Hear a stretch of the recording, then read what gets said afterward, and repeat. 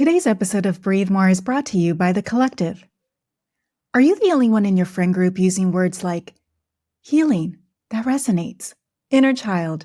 My rising sign is breathwork, spiritual awakening, trigger, ancestral healing. I need to regulate my nervous system. Microdosing. I got activated. And don't feel heard or understood? Join The Collective, a community that speaks your language and gets you.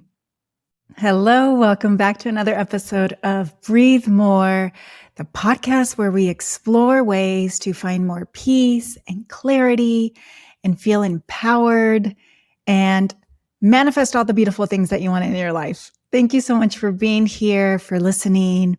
For today's topic, I wanted us to explore something and reflect upon something I'm hearing a lot with my clients right now and where I used to be as well, which is being stuck in the doom loop. So you know that place where our mind goes to catastrophic thoughts, right? Thinking of the worst case scenarios. And then your mind just gets stuck on that loop and thinking of everything that can go wrong, how hard things are, and then maybe even spending all this time and energy trying to come up with a solution or a way to prevent all of these worst case scenarios. Getting caught up in catastrophic thoughts, constantly being in this negative loop, that's going to bring about feelings of anxiety. It's going to have us feeling overwhelmed, scared, and it might activate our nervous system to either go into the frozen state, freeze, or also maybe for you, it's more of going into the fight mode. But nonetheless, it is exhausting to be in this place. I'm very familiar with being in the doom loop. Even though I tend to see myself and describe myself as a positive person, for so long, my thermostat was set to thinking of the worst case scenario that can happen. And it would just be so draining. And it would bring about all of these physical symptoms as well, where it would disrupt my sleep. I would grind my teeth. I would have a stomach ache because I was so nervous and scared and anxious, but wasn't really connecting the two.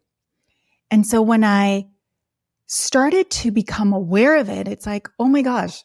So one example that always comes to mind for me of being in the doom loop is for so long, since the time that I was little until into my 20s, and I still struggle with this too, if I'm completely honest, but not to the point where I used to. If someone was late to their meeting with me, or they had told me, like my mom had said, she ran out to run some groceries, I'll be right back. And as a child, if I felt like my mom wasn't quote unquote right back, I would go into a panic. Like literally, it felt like I was having a panic attack because I thought that my mom would not come back. I thought something happened to her. I thought that she died. She was hit by a car. This is little me crying. Like even recalling this story right now, I have a vision of me that happened once where I was so scared that my mom wasn't coming back and what are we going to do? And so I was on my knees praying to my angels, praying to God that my mom comes back. And then my mom came back and she's looking at me like I'm insane. Like, why are you crying? Why are you so scared that I took a little bit longer at the grocery store than, what I anticipated? But the reason why I got so activated and why my brain would immediately go to that place of doom, to the worst case scenario, catastrophic thoughts, was because I constantly overheard my mom threatening my dad that she was going to leave him because his drinking was too much, because she couldn't handle it anymore. And so as a child, not really understanding what was going on, I interpreted that I believed what my mom was telling my dad. And so I had this fear that she would finally keep her word, basically, and never come back. And how I interpreted it as well was that means we're going to be stuck with our dad. He's going to be our caretaker, and he can't even take care of himself. He's always drunk. He's scary. And so that panic, that worry, that fear of mine that developed, I feel like a big part of it because of that. It followed me in my teens, in my 20s, my 30s, just now in my 40s. Like I feel so much calmer. And my inner child, I've done so much healing with my inner child that she understands now that it's not necessarily the worst case scenario that's going to happen.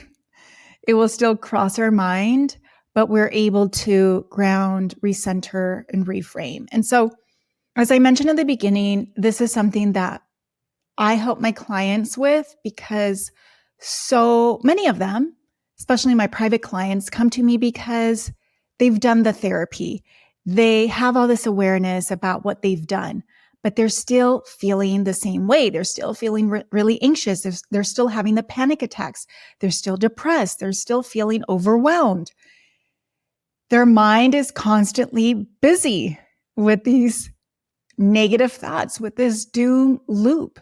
And so I help them break out of that, help them regulate their nervous system so that the thoughts that they're having is given the information that they actually have, what's happening in front of them, what they're in control of, as opposed to just letting their mind go wild and having all of these vivid thoughts about what is going to happen that's going to be really terrible. So I want to share some tips on how we can create a disruption in this doom loop that you might be stuck in or whenever it comes up.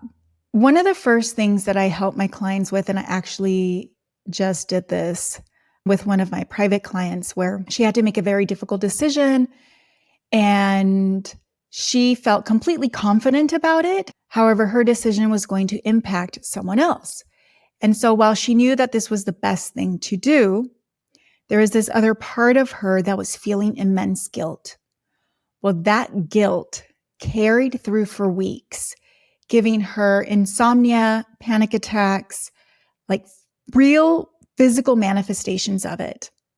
And so what I helped her identify in our private session was which part of you is the self, and it might be more than one part, who is feeling the guilt, who's freaking out on how, given the action that you took, what was communicated to this other person, there is this fear that this person is going to hate you now, that you're a terrible person, that, oh my gosh, how terrible of you to do this, like all of this self-judgment. And so once we were able to identify moments that got activated in the past because of the situation, then we were able to validate, comfort, and reframe for that younger self. I want you to start to get into the practice of being able to do this work and identifying what part of me is triggered, what part of me is freaking out right now, what part of me is thinking the worst case scenario.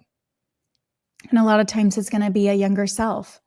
Maybe it's your inner child, maybe it's your inner teen, maybe it's your 20-year-old self, and maybe it's a part of you from the past that isn't that young, but a really traumatic experience happened and it's stuck in that loop. And so when something similar happens, your brain is interpreting it as the same situation that happened in the past.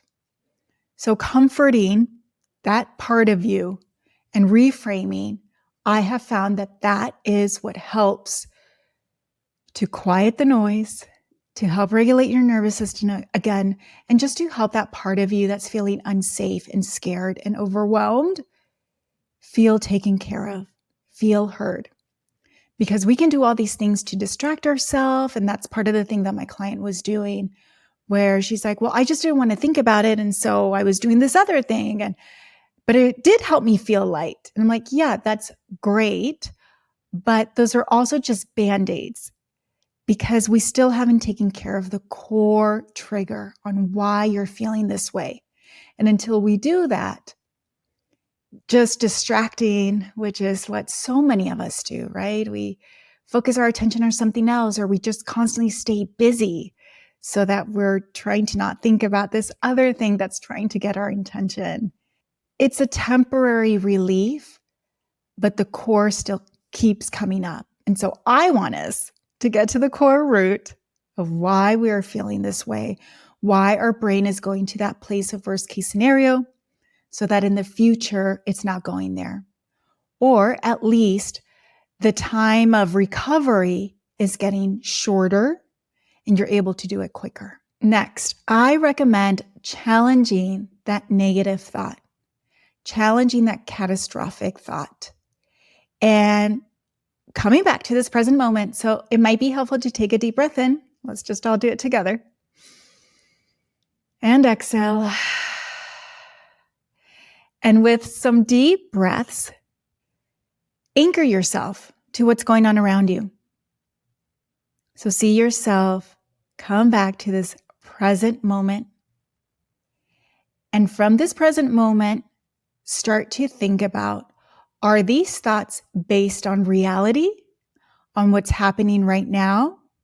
Or are these just really creative stories and thoughts that my brain is coming up with? Because our brain is so imaginative and it loves to fill in what's happening when we don't have all the information. And that's good when you're a creative, but in our day-to-day, that can also bring a lot of this anxiety and stress and worry. And so taking a moment to challenge those negative thoughts and then go into a place of reframing. So is there another way of looking at this? Instead of thinking, like, I'll just use myself an example, the example of my little girl, me feeling like immediately if someone is late, they're dead, or something even worse happened. I don't know if there's anything worse than dying, but you know what I mean. They're not going to come. They're not going to show up. And how is that going to affect me? So a different way of viewing this would be, oh, maybe my mom just needed a longer break without her kids. And so she's just enjoying herself, or maybe she caught up and met up with a friend, or whatever it may be, right? So we're trying to present a different outlook that's more positive, where it's not making you feel heavy or worried. And that is something that I do every single day that I have a session with a client or my group coaching programs, is the practice of reframing. And the more we do this, again, the easier it is. It's like developing a new habit, especially if you tend to be, again, someone whose mind goes more towards the negative, towards being fearful, towards the scary stuff. It's going to take practice, and your brain, you might notice at the beginning that it's going to reject it and want to convince you that no, there's no way that the good thing can potentially happen. Let's focus on the negative. But what we want to do is just anchor in safety. That brings me to the next suggestion, is bringing to the forefront evidence on how maybe this has already happened, this situation, and you have gotten through it. Remembering positive results that have happened, remembering and reconnecting with the self-trust. You know how to do hard things. You know how to have difficult conversations. You know what your intention is. Your intention is not to hurt someone. Your intention is not to put them down. And so coming back to that place of reframing, of being in your power, of just remembering, pulling evidence for your brain to show a different reality. That also helps to quiet that noise. Not only does it quiet the noise in the mind, but then your whole body as well starts to relax, calm down, your heart rate lowers, your breathing might get longer, and it'll feel easier because your whole body is coming back to a place of feeling safe and supported. Another thing that's really supportive is to notice who's around you. Who's part of your inner circle? How do your family members speak? Once you become present to that and you notice, oh, my friends are always gossiping, or they're always complaining, or they're always also talking about worst case scenario. It's going to be really hard for you to change your mindset and to be more positive and for your brain to feel at ease if that is what you're constantly being fed. We also see this so much in the media, right? Where there's just always worst case scenario stories. That is the news, where they're showing us the worst things happening in this planet, how disappointing humans are, how hateful they are, how dangerous the world is. And that does not help our nervous system. That's part of the reason why I limit and I'm very careful on what type of media and news I consume, because I get really affected by it. I'm a sensitive soul. I'm very empathic. I can feel, there's been so many times where it's like this overwhelming feeling of the suffering that's happening in the world, and it's just too much. We have not evolved to be exposed to all of these horrific things that are happening in the world. And so being really conscious of who you're interacting with, how are they speaking, what are you consuming, is what's mainly around you negative? Is it catastrophic? Then can you start to limit that? Can you maybe be the disruptor in the group and offer a reframe? Start to give a different outlook on things. We'll probably get shut down because people don't like that.